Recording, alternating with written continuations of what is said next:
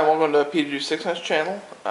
This is going to be a video on, it's kind of a before and after on an SKS stock. This is a really easy mod to do. It's really cheap, and it's going to make your gun look a whole lot better.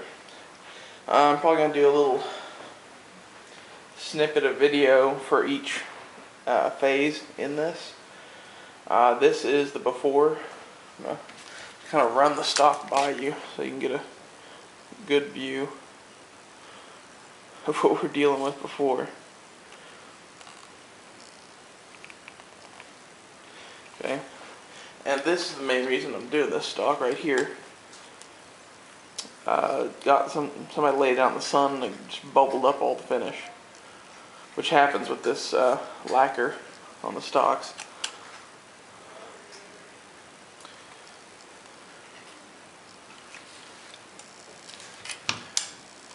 Anyway, we're going to be sanding it down, staining it, and then putting a wipe-on poly finish on it. All the supplies to do this can be gotten at Lowe's, Home Depot, any place like that.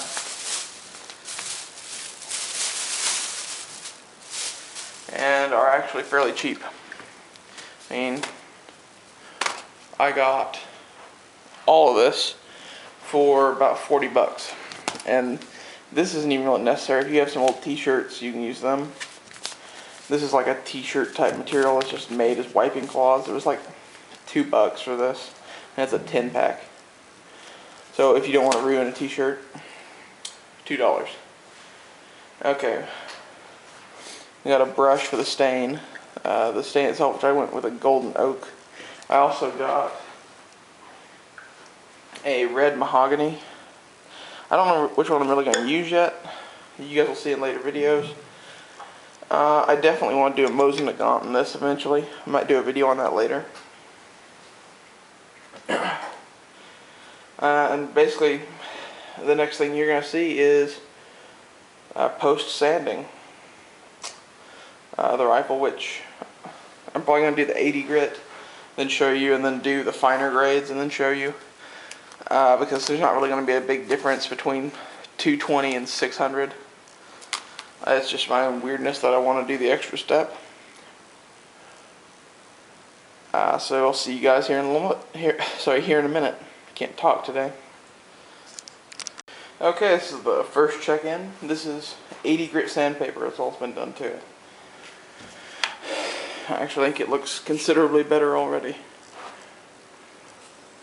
And you can notice some of the big gashes in the stock are gone.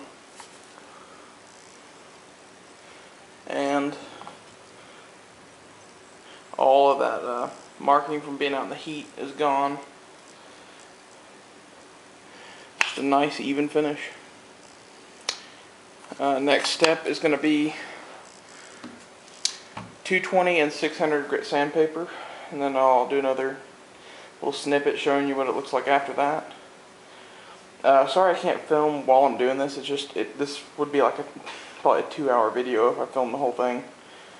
So you guys are gonna have to settle for before and afters. I'll see you here in a second. Okay guys, back again. This is the next update on this. This is after the 220 and 600 grit sandpaper sanding. And really, you probably can't see a difference, but you can feel it on the stock. It is smooth. Let's do another quick flyby.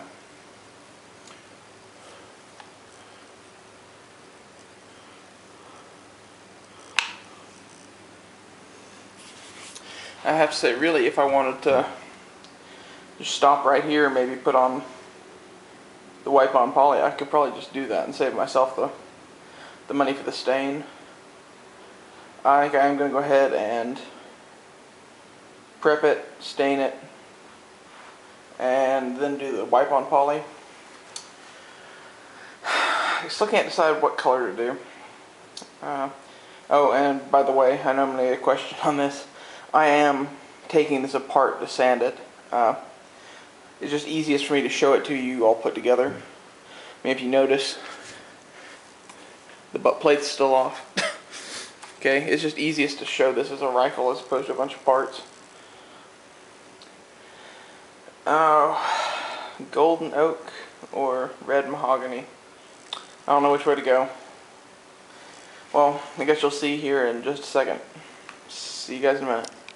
Okay guys, I'm back again. I ended up going with the red mahogany color. This is the first coat. At this point it's a little light, so I'm thinking about doing a second coat. I have to wait 6 hours apparently, which kind of sucks. This is fully dry, and then I can do another coat. As you can see, there's still quite a bit of drying left to do on this. I just got done with this like 5 minutes ago maybe, and cleaned up all the stuff and then turned on the camera. So basically it went from looking like you saw in the last little clip to like this in like 15 minutes maybe. Well, probably more like 30. So it did take some time to get it all set up and get the shit on there. And there goes the cat. Oh, you guys like that, don't you? Sorry. Okay.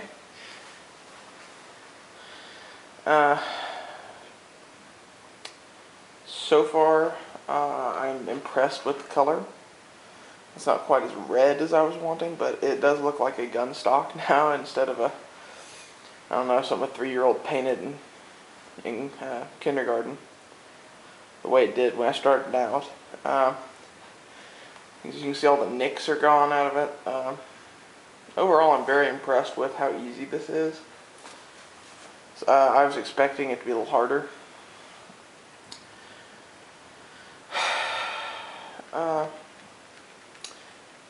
The only thing I kind of regret at this point is not being able to take this off of this piece. I'm not sure exactly how you do that. I assumed it twisted off like an AK, but as you can see, nope, it does not. There is a pin in the back here, but I couldn't seem to get that out. I don't know if mine's welded in or something, that's how it's removed. But because of that, I couldn't really sand that well up close to the middle piece there, and as you can see, I had to go against the grain to even get the stuff that was on there off. I may try to fix that, I may not. I don't really care because it's an SKS. Sorry guys. I don't know. This we'll see in the next little update snippet, but this is where it's ending for today.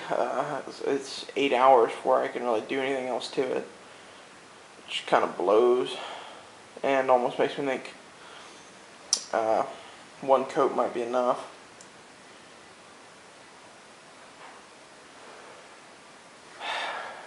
I don't know, I'll probably do another coat. I will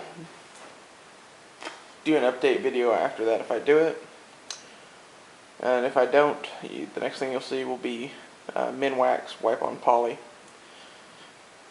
Which either way I'm doing because I thought it looked like a pretty good finish. See you in a second. Okay guys, this is the last stage. I decided to opt out of the second coat of stain and go right onto the Minwax Wipe on Poly. And if I can get to a point where it's not all glared out. As you can see, it's got a nice finish on it now.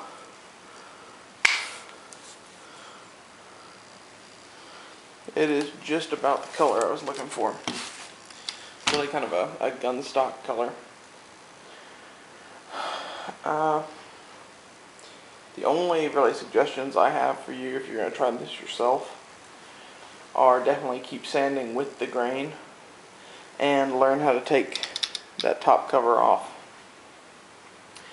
It'll make it a lot easier to stay with the grain on that piece.